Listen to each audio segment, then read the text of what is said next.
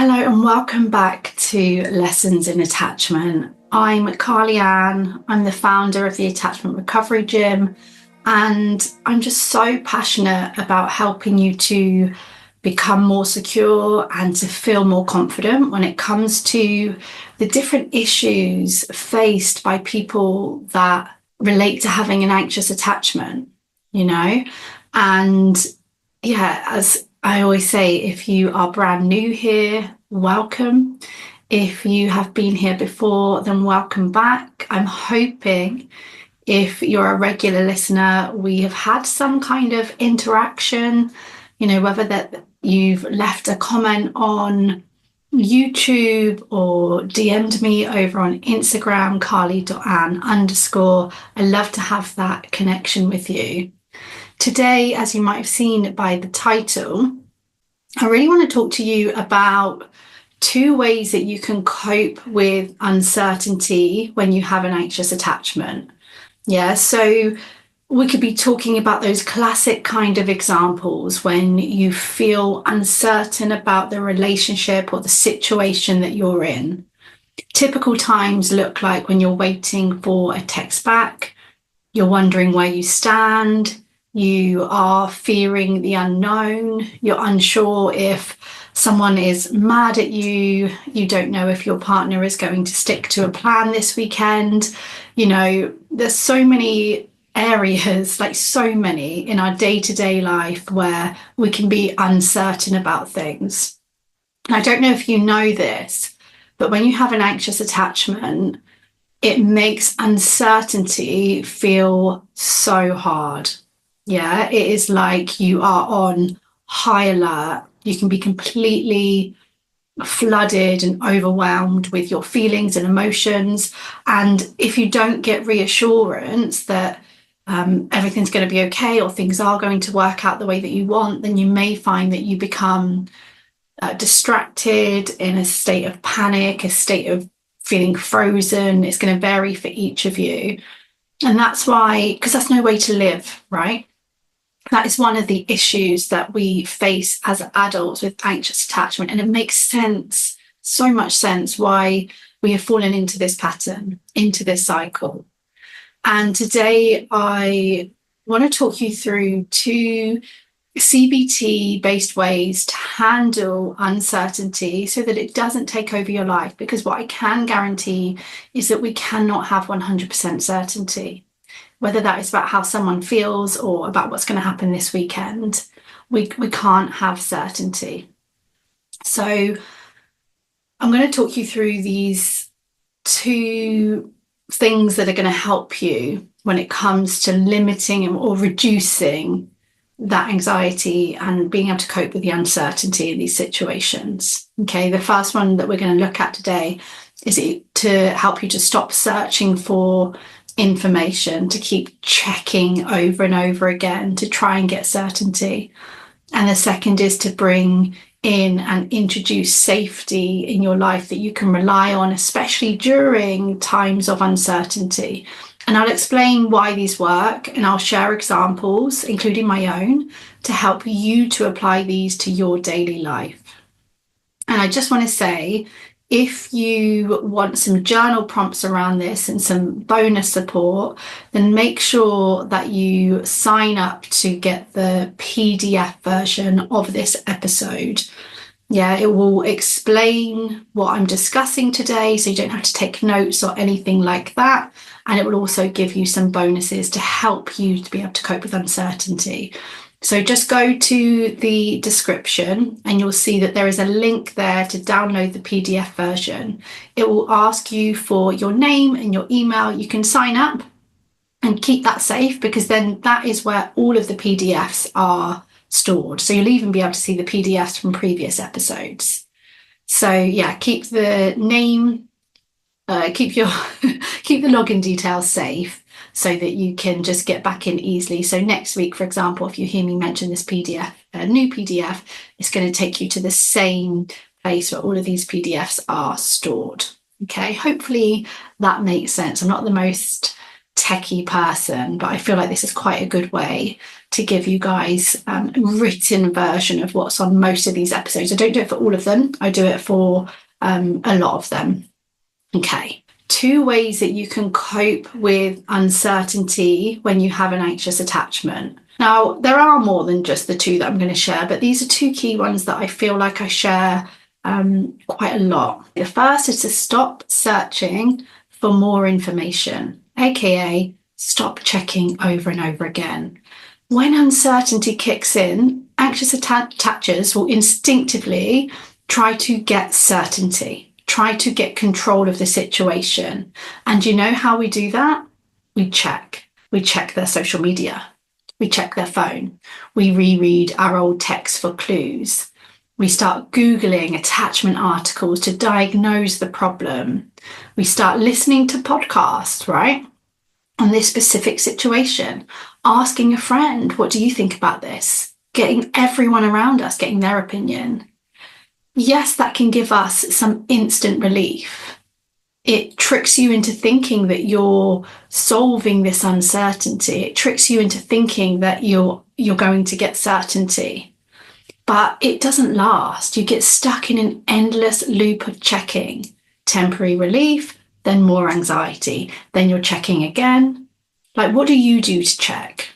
Have a think about it. And then when you do check, how long is it until you're checking again?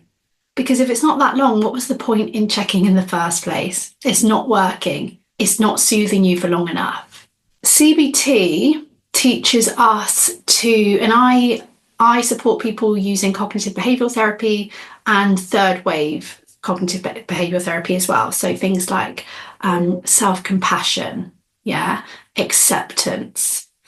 CBT teaches us to break this cycle by tolerating uncertainty. Instead of feeding it, instead of doing all of these things, instead we learn to tolerate it. So what do we do instead?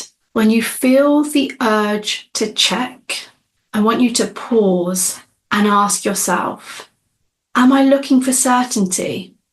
What am I afraid will happen if I don't check? What else can I do right now that aligns with the version of me I want to be? It will be uncomfortable at first, but this is how you build tolerance to uncertainty, the skill of sitting with the discomfort without reacting to it.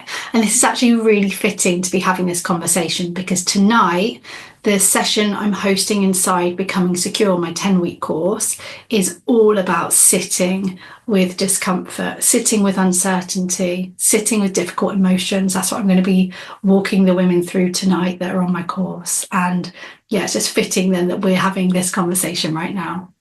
The next thing that is going to help you to manage your intolerance of uncertainty, this is something that I do for myself and have done and continue to do, and 8 times out of 10 will support my clients with, okay?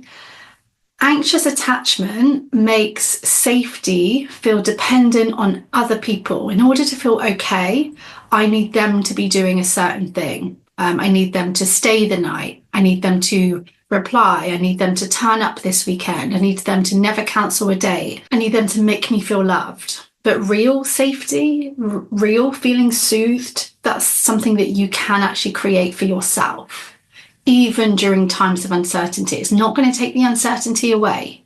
That's the key thing about this.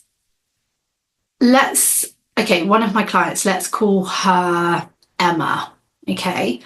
Used to spend her Sundays, it was always Sunday, spiraling into anxiety, checking what her partner was up to, waiting for him to text. There was something about this day that she felt particularly triggered by, which I won't obviously go into here, but she really was focused, hypervigilant on her partner on this day and was constantly thinking about him and wondering, about the day, about what he's up to. There was so much uncertainty on this particular day for her. What she did was decided with me that she was going to create some safety. What we decided is that Emma was going to create some safety that she can rely on. That she can rely on. So she actually started going to this mindfulness class every Sunday. She said that just this one action gave her a sense of peace, gave her a sense of knowing what to expect on the Sunday. It became her anchor, something that she could rely on no matter what. For me personally, it is my coffee routine in the morning. No matter what's going on, I make space in the morning that I'm going to sit and I'm going to have my coffee and have that moment of stillness. Maybe it'll be my first coffee, maybe it'll be the third coffee, but there will be a moment where I sit and enjoy, even if it's just the first few sips, I will have that moment.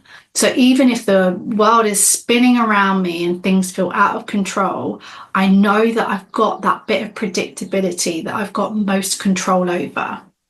This is CBT in action, building predictability for yourself, stable routines that you can manage, that are your non-negotiables, stable routines that can help you to regulate your nervous system so that uncertainty doesn't feel like such a crisis.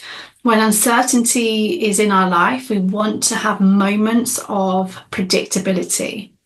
Of course, life is life. There may still be times that get in the way, but most of the time we can have these routines. So we're thinking about here that Emma created a daily habit, or a weekly habit in her case, daily in my case. To bring that sense of comfort, to bring a sense of joy, to bring a sense of self-love. It doesn't have to be big. It doesn't have to be, something huge, just something that you can count on. A morning ritual, a weekly class, a journaling habit, a walk without your phone every week. The goal is to give your brain something reliable. When you feel uncertainty creeping in, you can remind yourself, I don't know what will happen, but I do know that I've got this to lean on. I do know that this will be happening. It's just, we've got to support ourselves. It's not to fix the big problem all the time. Coping with uncertainty doesn't mean getting rid of our problems. It means leaning in, living with uncertainty in a way that it doesn't consume you. So reducing checking, letting go of the need for more information, and creating a simple, safe habit that you can rely on. Like I said, in the PDF that you get with this session, you can actually design your habit. I've given you some prompts there to really help you. So don't ignore that. Go and get it. If this episode has resonated with you, let me know. Please, wherever you're listening, do the downloading or the subscribing, all of the things. I really would love to grow this podcast and get it in front of people just like you and me. And that's basically how it's done, with people hitting subscribe and leaving the comments and all things like that. Do come over to Instagram as well, carly.ann_. That's where I tend to hang out the most and offer more support around attachment difficulties. And don't forget, you can join the Attachment Recovery Gym if you want access to lots of resources, workshops, tools, materials to use when you're triggered.